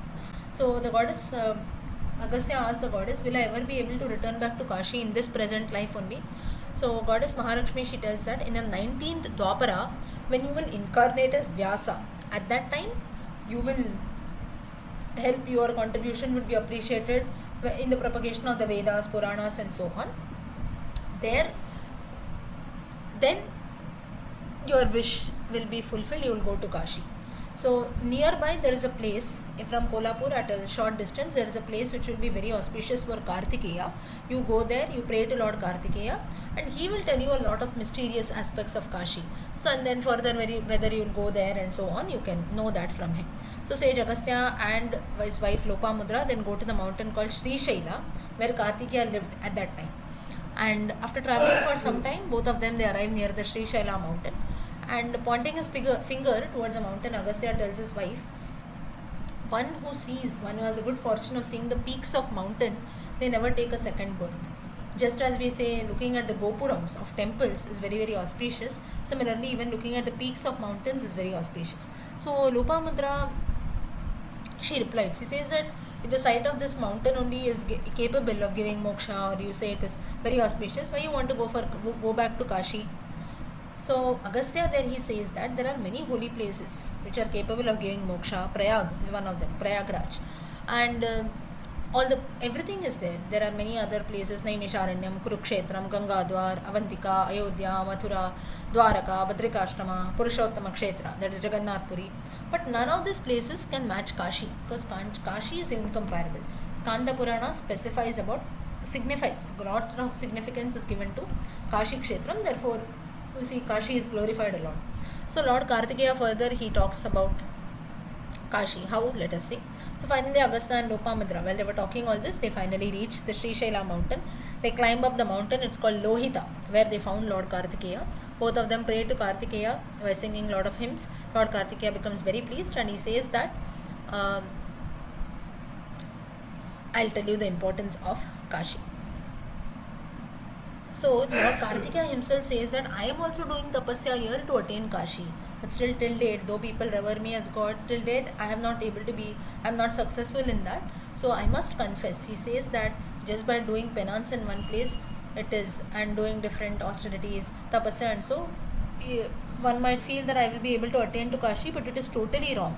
Until and unless one has the blessings of Lord Shiva, one cannot one cannot go to Kashi at all. So therefore, whoever has gone to Kashi, you have to consider yourself very, very blessed. And in future also, whenever you make a plan to go to Kashi, only without the blessings of the Lord, it never takes place. Even for Lord Kartikeya also, he could not go. After doing lot of tapasya, Agastya also, he could not go. So one who is fortunate enough to reach Kashi, it seems that once you go there, you should not leave that place till you're alive. Of course, such things are not possible now, but at least the least that we can do it, once in a lifetime, at least you can visit the place and come. So Kartika in fact tells Agastya that you are blessed because you had the good fortune of living in Kashi for quite some time. So he tells that at least let me touch your body, because your body has lived in Kashi. I am not able to go to Kashi. All this Kartika is telling Agastya, and Kartika touches different parts of Agastya's body as if he was touching the soil of Kashi. Further, Agastya he asks Kartikeya how sacred this place is, how it came into being, and so on. So Lord Kartikeya he tells Agastya that once Parvati also had asked this same question to Shiva, how this place Kashi came about, and so on. So Lord Shiva tells her that at the time of Pralaya, when everything was ending, submerged in the ocean, if there was only darkness, at that time only Brahman is a truth that existed, and this is something only that was there. So further, and all three of us is Shiva, Parvati and Kashi. So Shiva is telling this to Parvati. Shiva, Parvati and Kashi, we manifested by the grace of the Lord. So that's the reason why Kashi, you see, this place has come as a part of us, Shiva and Parvati, and that's the reason why it is very auspicious. Further, Kartika continues that there is no holy place as dear to Lord Shiva as Kashi. And it seems that even at the time of Pralaya, both Shiva and Parvati did not leave this place at all. In fact, at the time of Pralaya, along with Shiva and Parvati, Kashi Kshetram also came about. And Lord Shiva had originally named this place as Anandavana because it gave immense joy and happiness to him. And it seems that Lord Shiva and Goddess Jagadamba, that is the goddess, they put a glance on their left portion of their bodies. They just saw their left portion. And that's when the Purushottama form of Lord Vishnu comes about. And Lord Vishnu, he creates a reservoir, a water body there with a Sudarshana chakra, and he does a lot of penance. And that reservoir which he had created, water body, that was actually filled with sweat of Lord Vishnu. This place is nothing but the Manikarnika Ghat that we have today in Kashi. So this was how it was formed by Purushottama, Lord Vishnu himself. And while Vishnu was doing tapasya, Lord Shiva comes there and blesses Vishnu, saying that this place will famously be known as Manikarnika, because this is a very place where once it seems that Lord Shiva had lost his divine diamond earring. And Lord Vishnu, he makes a request to Shiva that whoever visits this place, ensure that you fulfill all their wishes, let them attain moksha, and thus this place would be named as Kashi because of your eternal presence here. That's the reason in the Manikarnika Ghat you have so many dead bodies and all the karma that we do. Lord Shiva, he further assures Vishnu, saying that this place is very dear to me. Here nothing will take place against my wish. And even if a person who lives here is a sinner or so, he has committed a lot of sins, still he has nothing to fear because I will protect him myself. And one who lives far from Kashi, like all of us, but still if we remember it even for a minute, still then all our sins will be vanished. So this is the power and the significance of this place of Kashi. The Shivalinga there is famously known as Kashi Vishwanatha. It is one of the 12 Shivalingas. Just as the sun is visible in the whole world, wherever you are, in whichever part of the world, you can still see the sun. Similarly, Kashi, this place, has got its influence throughout the length and breadth of the world, it seems. That's the reason people not only in India, even people from outside also make a trip to Kashi. So this is the Kashi Khanda is a part of the Skanda Purana that glorifies Kashi a lot. Okay, did everyone understand till here about Kashi Kshetram? I hope it's not too complicated. Yes, ma'am. Yes? ma'am. Okay, next we start. One thing I wanted to ask, madam. Yes. This time when we went to the Ramayana and we went to Kashi Vishwanath, we had gone to the Manikarnika Ghat. Is it good or bad? Of course, it is good. You should go and visit, but mainly the thing is that there we do the karma and all that. Now, even Rameshwara Kshetram also, you see so many dead bodies and everything. Of course, it is a very holy place because you see Vishnu had done tapasya there, Shiva had lost his diamond earring, so it is very, very auspicious. But the thing is, dead bodies usually, did you see dead bodies there? You see the Yes, burning? ma'am. Because what happened, actually, now the road is made on the other side of the river. We cannot go through the city now. Yes. And we have to come by the boat to see witness the Aarti. After the Aarti is over, we come to the Manikarnika Ghat, and from there we come to the Manikarnika temple because that time the corridor was not made. Correct. Now the So, corridor is made, so we got to go to Manika Ghat. That is the yes. problem. But at least now, of course, when dead bodies are kept, we don't go and stand in that place very nearby. At least we must visit the place at least from far. It is very auspicious place. Like you see, Shiva, Vishnu, they themselves have dwelled here. And even when it is a dead body place also, when dead bodies are kept, it is surely for moksha, right? So, though now all of us, when someone from our own family or dear ones die, all of us we visit the smashana, right?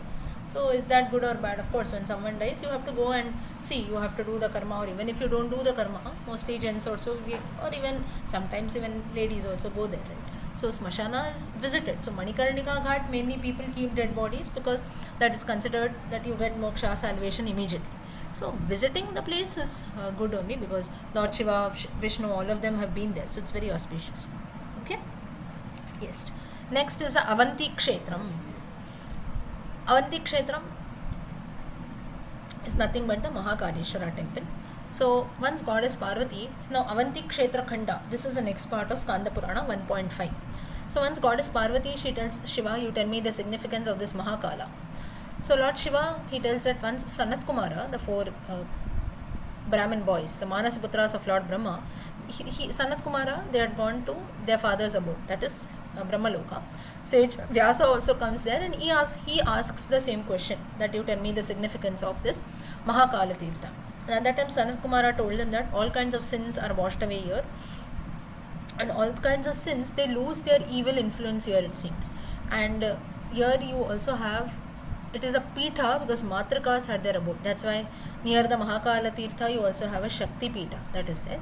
And one who dies in this Mahakaleshwara place in Ujjain is considered to be very auspicious because this place is again very dear to Lord Shiva. Lot of other names are given to this place: Ekamrakavana, Mahakalavana, Vimukti Kshetra, and so on. So once Lord Shiva, he comes to this Mahakal forest with his skull in his hand, and all the trees, vegetation, the forest area was very happy because Lord Shiva himself had come, and they requested Lord Shiva to live there forever. Lord Shiva said that it's not possible to live forever, but at least for 1 year or so I will stay here. And after 1 year, when the time came for departure, so Lord Shiva says, I'm leaving, but as a memorial I will release the skull that is there in my hand, I will keep it here.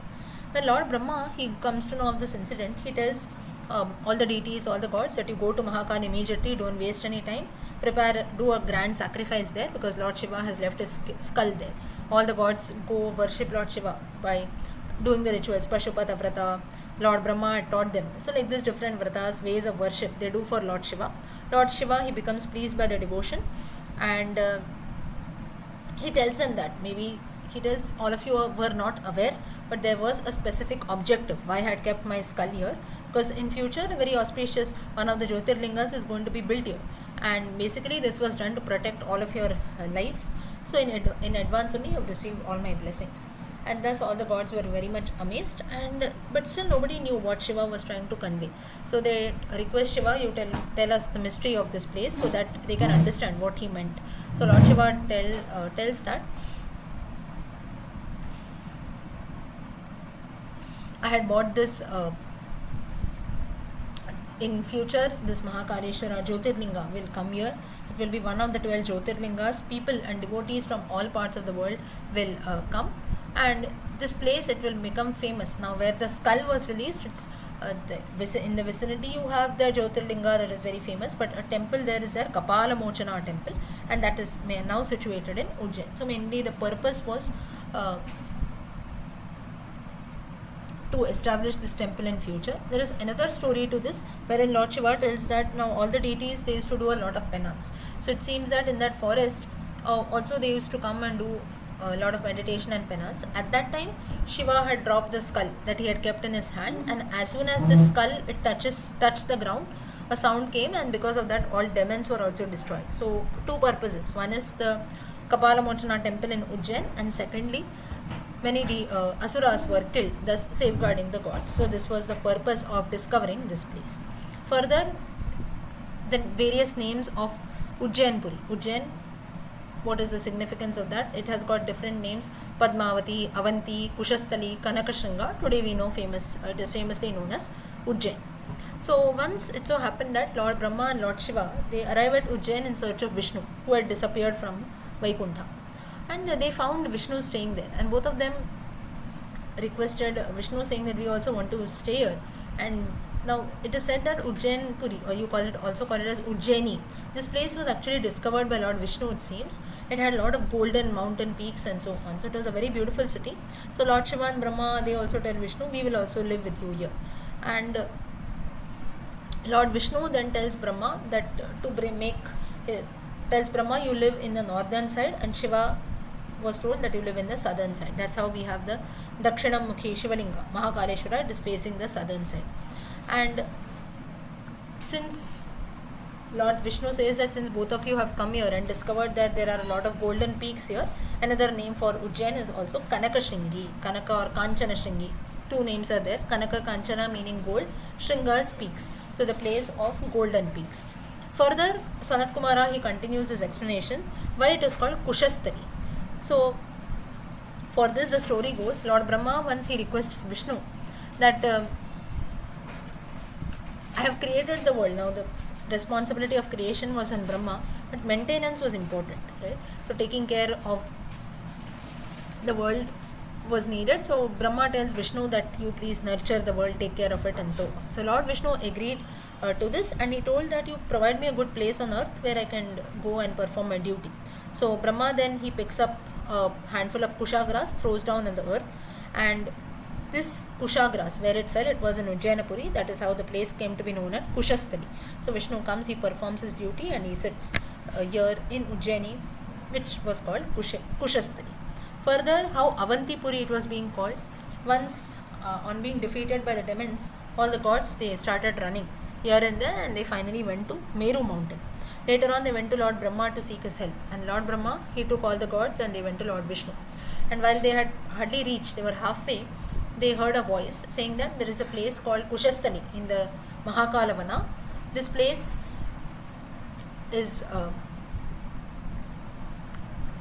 graced by Lord Shiva, so you can all go there, you can do a lot of austerities, and thus you will again regain heaven. That's when I told you the previous story that all the gods had gone to this Mahakala forest, they were doing penance. At that time Shiva had dropped his skull, demons were destroyed, and so on. So this is, that connection is here. So thus all these deities, they go to a place called Paishacha Mochana. Paishacha is all ghosts and you can say evil spirits. Mochana, to be free from that, they go to this Paishacha Mochana. It is located in Kushastali only, and they do different kinds of tapasya. And thus the deities, they defeated the demons and became the ruler of heaven. So the term Avan means protector, and since it had protected the gods, it became famous as Avanti. Further, how the name came as Ujjaini. There was an asura called Tripura who did a lot of penance to please Lord Brahma, and when Brahma came, he had a wish that I want to become immortal. Lord Brahma, he fulfilled the wish. Tripura asura became very arrogant, he started troubling the gods. Gods sought the help of Lord Shiva, who said that I will kill the demon. Lord Shiva, he kills Tripura, and by using his the deadly weapon Pashupatastra, and the place where this incident took place became famous as Ujjaini because of the battle that took place between Shiva and Tripura. Then the last name of Ujjainapuri is Padmavati. So Sanat Kumara told Vyasa that during the time of Samudra Mantana, many valuable things come out. So the demons wanted to drink nectar so that they can become immortal, but their gods felt if the demons become immortal, our lives are in danger. So thus a lot of argument took place, both sides were quarreling. Narada tells Vishnu, you do something. So Vishnu, he takes a Mohini avatara, he comes there, and he starts, all the demons are infatuated, they get distracted. The nectar is distributed among the gods. Then the demon Rahu, he came to know about this. Lord Vishnu was not able to recognize Rahu, and mistakenly he gives him little nectar. But little, hardly he had gulped anything, and at that time Vishnu, he cut off his head. Later he realizes, so Rahu's head became immortal. This incident had taken place in the Mahakala forest, and later on what happened is all the deities, which the wealth that had come out, all the deities, they distributed the wealth amongst themselves, and this is the reason why Ujjainapuri came to be known as Padmavati. Padmavati is another name for goddess Mahalakshmi. So wealth, all prosperity that came in, all the gods, they distributed it amongst themselves. So this has taken place in Ujjainapuri. That's how the place is known as Padmavati. Okay, so further you have the significance of Avantipuri, then about Narmada and so on. Today time is up. We will stop here. We'll continue next time. Namaste, Dhanyavadaha, Hari Om.